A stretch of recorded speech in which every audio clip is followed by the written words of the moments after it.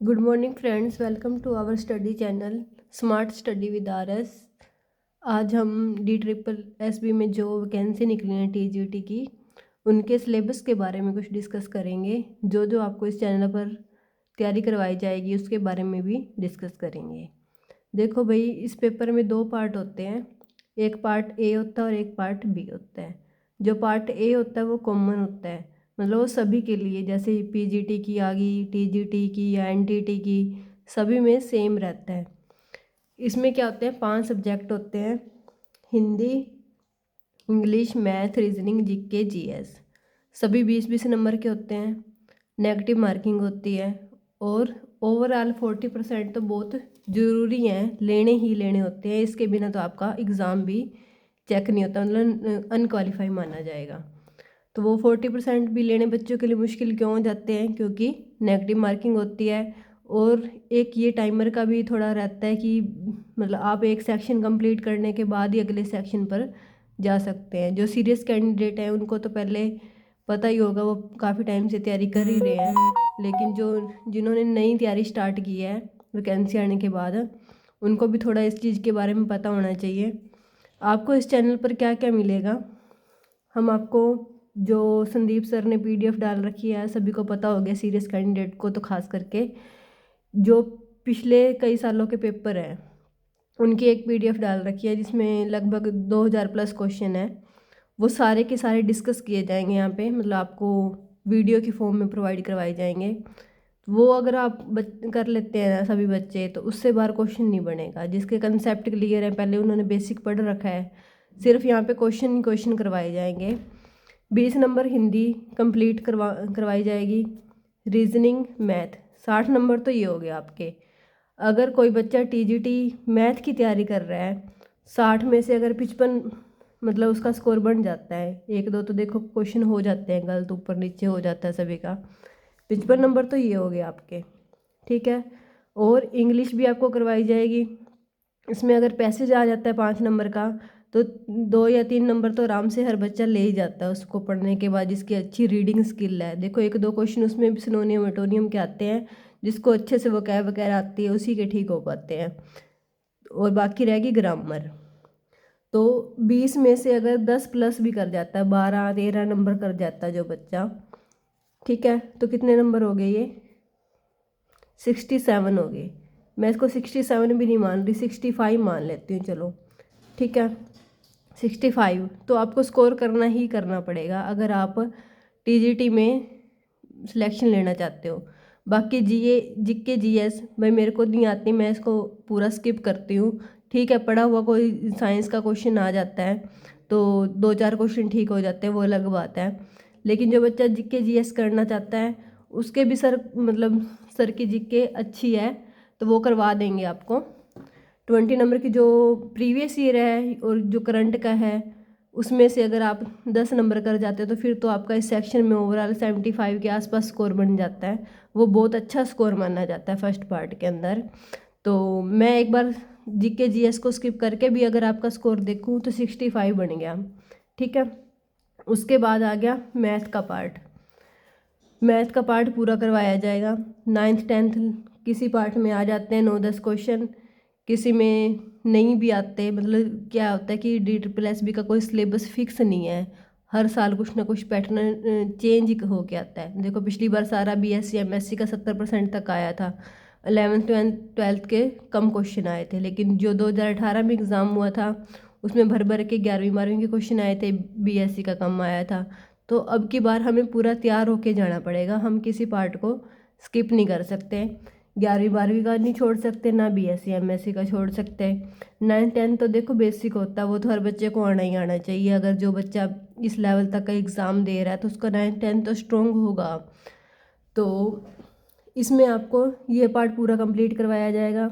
ये इसके भी मतलब जो भी NVS KVS EMRS उसमें तो 9th 10th के क्वेश्चन आ जाते हैं, उसके प्रीवियस ईयर भी कर लोगे तो उससे भी हो जाएगा। या 9th 10th की सिंपल NCERT पढ़ लो आप, उससे आपका कवर हो जाएगा।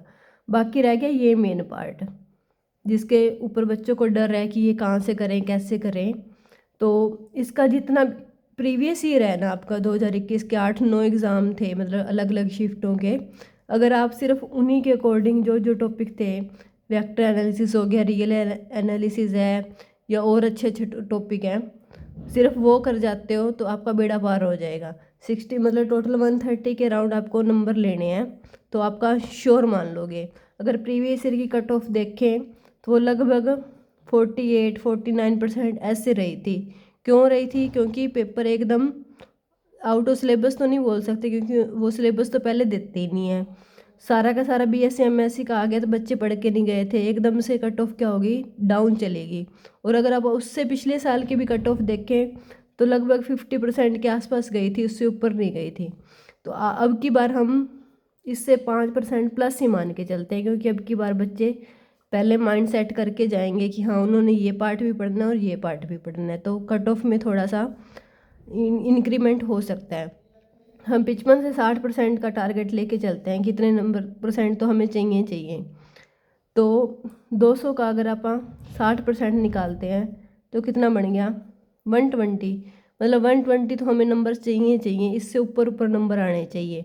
120 वाले का मेरे अकॉर्डिंग तो हो जाएगा, बाकी मतलब पेपर के ऊपर भी डिपेंड करता है कि कैसा पेपर आता है। तो एक बार हमें अपने माइंड में टारगेट तो सेट करना ही पड़ेगा ना कि हमें इतने नंबर तो चाहिए, फिर उसके बाद ही हमारा सिलेक्शन हो पाएगा।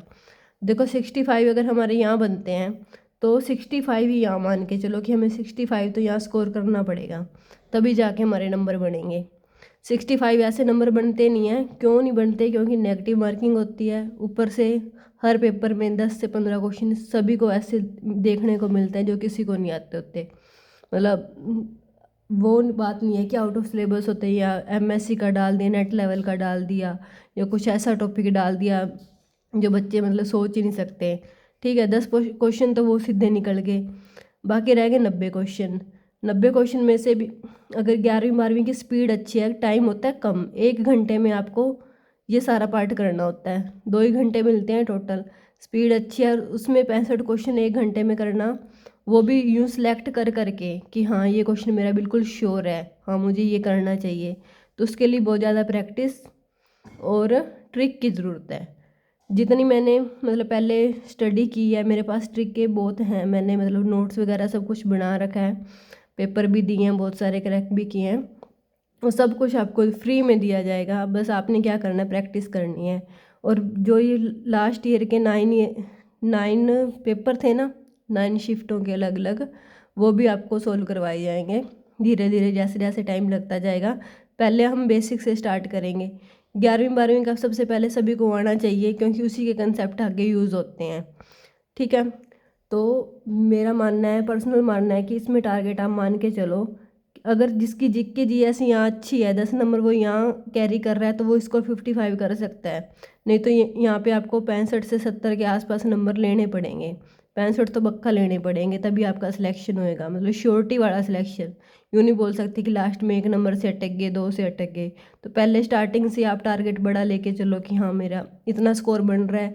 बच्चे को पहले ही पता लग जाता है पेपर देने से कि मेरा इसमें होएगा या नहीं होएगा।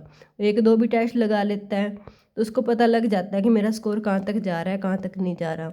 अभी हमारे पास 3 से 4 महीने हैं, मान के चलो कि अप्रैल तक तो पक्का एग्ज़ाम नहीं होएगा, अप्रैल के बाद ही होएगा। तो 3 से 4 महीने के अंदर इस एग्ज़ाम की तैयारी अच्छे से की जा सकती है। कॉमन पार्ट हमारे यूट्यूब चैनल पे बहुत अच्छे से करवाया जाएगा। इसमें भी जितना पार्ट मतलब हो सकता है मैक्सिमम से मैक्सिमम, 65 में से अगर मैं आपकी 40 से 45 नंबर की भी तैयारी करवा देती हूँ तो आपको बहुत हेल्प मिलेगी।